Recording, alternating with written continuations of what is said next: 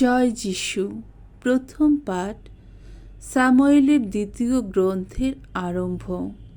1 অধ্যায় 1 থেকে 4 পদ, 11 থেকে 12 পদ, 19 পদ ও 23 থেকে 27 পদ। শাউল ও জোনাথনের মৃত্যু সংবাদ শুনে দাউদের শোক উচ্ছ্বাস। রাজা শাউল তো মারা গেছেন। ইতিমধ্যে আমালেকীয়দের হারিয়ে দেবার পর দাউদ ফিরে এসে সিকলাগে 2 দিন কাটিয়েছেন। তৃতীয় দিনে হলো কি, শাউলের তাঁবুস্থানটি থেকে একজন লোক সেখানে এসে উপস্থিত হলো। তার পোশাকটি ছেঁড়া, সারা মাথায় ধুলো। দাউদের কাছে এসে সে মাটিতে লুটিয়ে পড়ে প্রণাম জানালো। দাউদ তাকে জিজ্ঞেস করলেন, কোথেকে আসছো তুমি? সে উত্তর দিল, ইসরায়েলের তাঁবুস্থানটি থেকে পালিয়ে এসেছি। দাউদ প্রশ্ন করলেন, কি হয়েছে বলো তো? লোকটি বলল, আমাদের সৈন্যেরা যুদ্ধক্ষেত্র ছেড়ে পালিয়েছে, বহু সৈন্য মারাও পড়েছে। এমনকি রাজা শাউল ও তার পুত্র জোনাথনও প্রাণ হারিয়েছেন। দাউদ তখন 2 হাতে গায়ের পোশাকটি চেপে ধরে মনের দুঃখে তা একবার ছিঁড়ে দিলেন। আর তার সঙ্গে যারা সেখানে ছিল তারাও সকলে তাই করল। সেদিন সন্ধ্যা পর্যন্ত তারা শোকে বিলাপ করল, চোখের জল ফেলল এবং উপোস করেই রইল। কেননা শাউল ও তার পুত্র জোনাথন এবং ভগবানের আপন জাতিরও ইসরায়েল বংশের ওইসব মানুষ তলোয়ারের আঘাতে প্রাণ হারিয়েছে। সেই সময় শাউল ও তার পুত্র জোনাথনের মৃত্যু শোকে দাউদ এই শোক গাথা গেয়ে উঠলেন। হায় রে ইসরায়েল, যারা ছিল তোমার গৌরব, তারা তোমার ওই যত উচ্চ ভূমিতে শায়িত রয়েছে এখন। এমন বীর মানুষদের এ কি দারুণ পতন!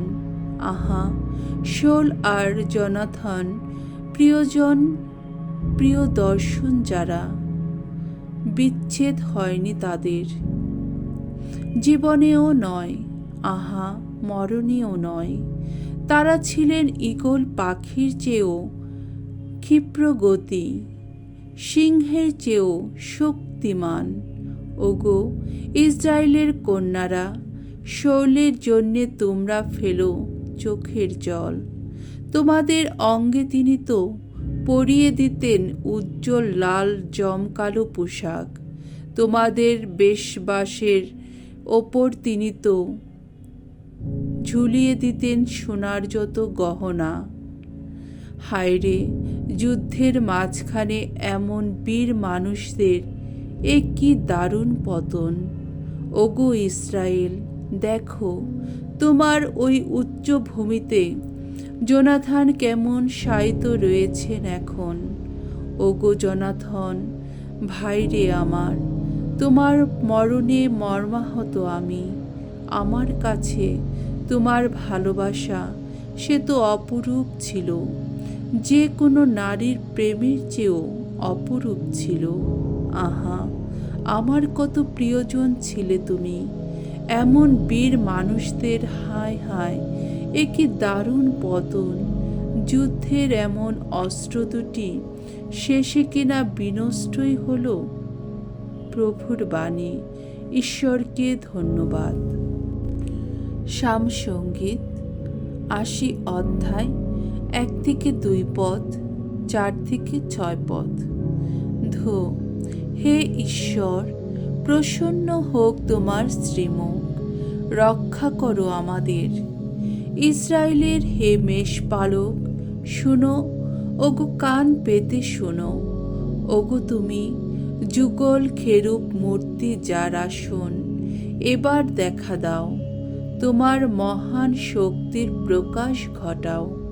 ওগো এসো, আমাদের রক্ষা করো। ওগো ভগবান, বিশ্বপতি, হে ঈশ্বর, তোমার এই আপন জনগণের মিনতি অগ্রাহ্য করে আর কতকাল ওইভাবে ক্রুদ্ধ থাকবে তুমি? অশ্রু জলেই তুমি আমাদের ক্ষুধা মিটিয়েছ, পাত্র ভরা অশ্রুজল আমাদের পান করিয়েছ। প্রতিবেশী মানুষেরা তোমারই জন্যে আজ আমাদের নিয়ে কত বিবাদ বাধায়। শত্রু যারা আমাদের নিয়ে তারা করে যায় কত পরিহাস। বাণী বন্দনা। জয় জয় প্রভুর জয়। হে পিতা, উন্মুক্ত করো আমাদের হৃদয়, তোমার পুত্রের বাণী শুনি যেন মনোপ্রাণ দিয়ে। জয় জয় প্রভুর জয়। মঙ্গল সমাচার। মার্ক রচিত মঙ্গল সমাচার 3 অধ্যায় 20 থেকে 21 পদ। যিশুর সম্বন্ধে যিশুর আত্মীয় স্বজনদের উদ্বেগ। যিশু একদিন বাড়ি ফিরে এলেন। সেখানে আবার এমন ভিড় জমে গেল যে তার পক্ষেও তার শিষ্যদের পক্ষে খাওয়া দাওয়া করাও অসম্ভব হয়ে উঠল। এই খবর পেয়ে তার আত্মীয় স্বজনেরা তাকে ধরে আনতে গেলেন। তারা বলছিলেন, ওর এখন আর মাথার ঠিক নেই। প্রভুর মঙ্গলময় বাণী। খ্রিস্ট প্রভু তোমার প্রশংসা হোক।